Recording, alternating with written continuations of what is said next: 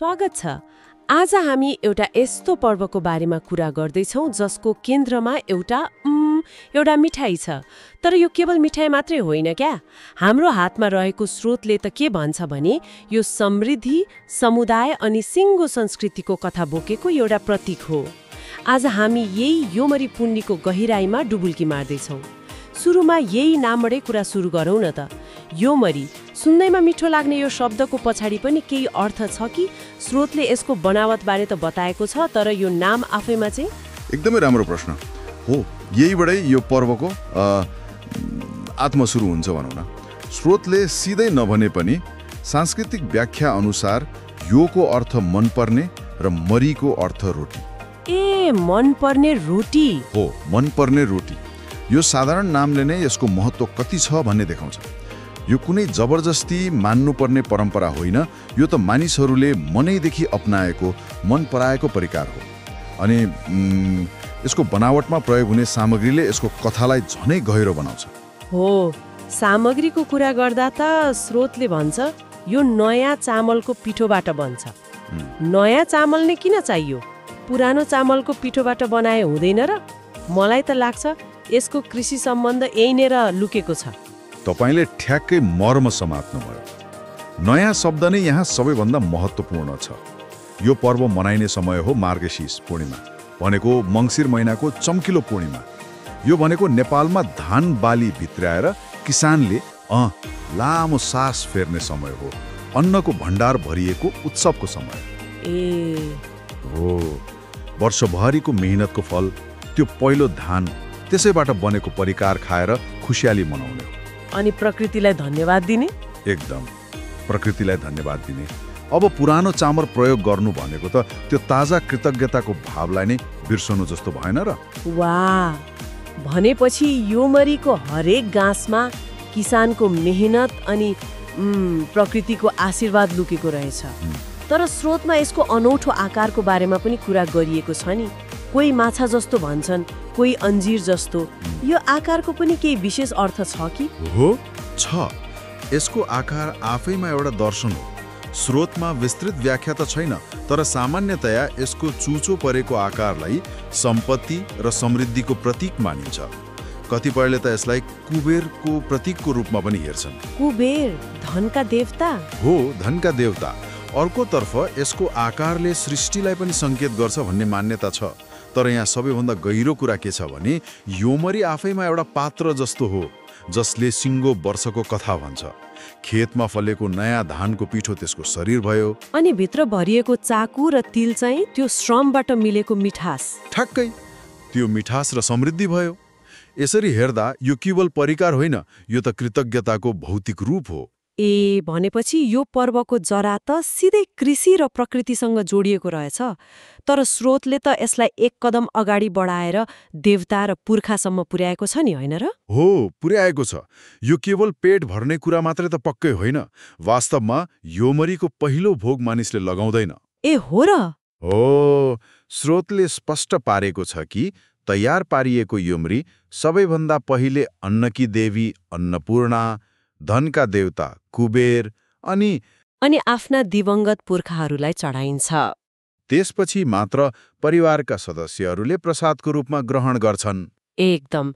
यसले के देखाउँछ भने हाम्रो संस्कृतिमा समृद्धि भनेको केवल भौतिक कुरा होइन, यो त दैविक कृपा र पुर्खाको आशीर्वादको परिणाम हो भन्ने गहिरो विश्वास छ। भनेपछि पहिलो गाँस उहाँहरूलाई चढाउनु भनेको यो सबै तपाईहरूकै कृपाले सम्भव भयो भनेर विनम्रतापूर्वक स्वीकार्नु हो।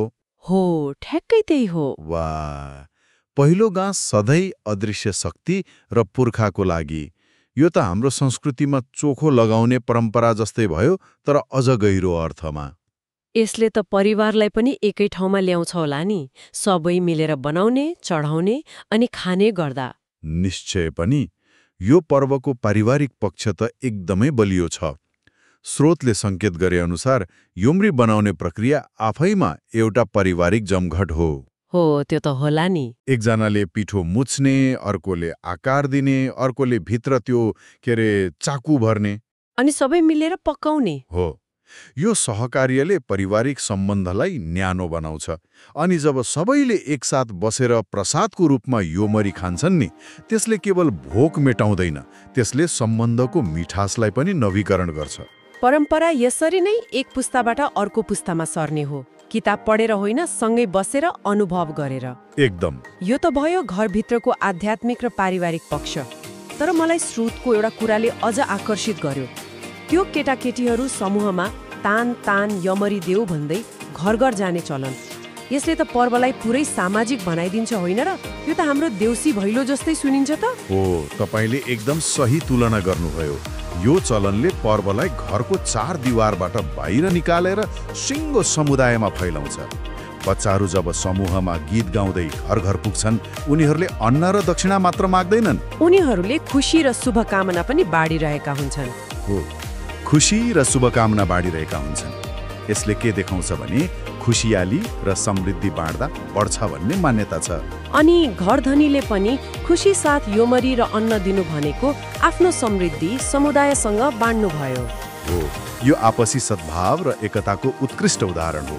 अनि यसले त बच्चाहरूलाई सानैदेखि आफ्नो संस्कृति सिकाउने एउटा रमाइलो तरिका पनि भयो।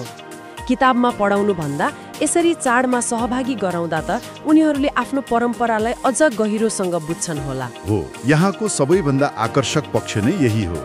यो चलनले सांस्कृतिक ज्ञान हस्तान्तरणको प्रक्रियालाई जीवन्त र रमाइलो बनाउँछ। बच्चाहरूले गीतको लय सिक्छन्, त्यसको अर्थ बुझ्छन् र समुदायमा कसरी घुलमिल हुने भनेर सिक्छन्। यो एक किसिमको सामाजिक शिक्षा पनि भयो नि। उनीहरूले बुझ्छन् कि चाडपर्व भनेको केवल घरभित्र मनाउने कुरा होइन, यो त सिङ्गो समाजलाई जोड्ने एउटा धागो हो। यसरी परम्परा र संस्कृति रगतमा मिसिन्छ, किताबको पानामा मात्र सीमित रहँदैन। समग्रमा हेर्दा योमरी पनि केवल एक दिन मनाइने पर्व मात्र नभई कृषि, आध्यात्मिकता, पारिवारिक सम्बन्ध र सामाजिक सद्भावको एक सुन्दर सङ्गम रहेछ। एउटा सानो मिठो परिकारले यति धेरै तहका अर्थहरू बोकेको होला भनेर मैले सोचेकी थिएन। निश्चय पनि। यदि हामी यसलाई ठूलो दृष्टिकोणबाट हेर्छौँ भने नि, योमरी पुनीले कसरी एउटा साधारण खाद्य परिकारले सिङ्गो संस्कृतिको कथा, इतिहास र मूल्य मान्यता बोक्न सक्छ भन्ने कुराको उत्कृष्ट उदाहरण प्रस्तुत गर्छ। खेतको माटोदेखि देवताको प्रसाद बन्दासम्मको योमरीको यात्रा वास्तवमा मानव जीवन र प्रकृतिको सह अस्तित्वको कथा हो। भनेपछि योमरी केवल मिठाई होइन, यो समृद्धि, एकता र कृतज्ञताको प्रतीक हो। आजको यो चर्चाले हामीलाई यो पर्वको गहिराई बुझ्न साँच्चीकै मद्दत गर्यो। यो केवल एउटा पर्वको जानकारी मात्र रहेन, यो त हाम्रो संस्कृति कति वैज्ञानिक र अर्थपूर्ण छ भन्ने कुराको प्रमाण जस्तै भयो। र यसले एउटा महत्त्वपूर्ण प्रश्न पनि खडा गर्छ, जसले हामीलाई अझ सोच्न बाध्य बनाउँछ। के प्रश्न? स्रोतले योमरीभित्र छाकु, खोवा वा तिल राखिने उल्लेख गरेको छ। हामीले यसलाई मिठास र समृद्धिको प्रतीक त भन्यौं, तर के यी फरक फरक सामग्रीहरूको पनि कुनै विशेष प्रतीकात्मक अर्थ होला? जस्तै चाकुले आउँदै गरेको जाडोको लागि शरीरलाई चाहिने न्यानोपनको संकेत गर्छ कि? हुन सक्छ। वा सेतो तिलले धन, समृद्धि र शुद्धतालाई जनाउँछ कि? स्रोतमा यसबारे स्पष्ट उल्लेख त छैन, तर यसले के देखाउँछ भने कुनै पनि परम्पराको ससानो विवरणभित्र पनि कति गहिरो अर्थ लुकेको हुन सक्छ। सायद यही कुरामा थप खोज गर्नु अर्को एउटा रोचक यात्रा हुन सक्छ।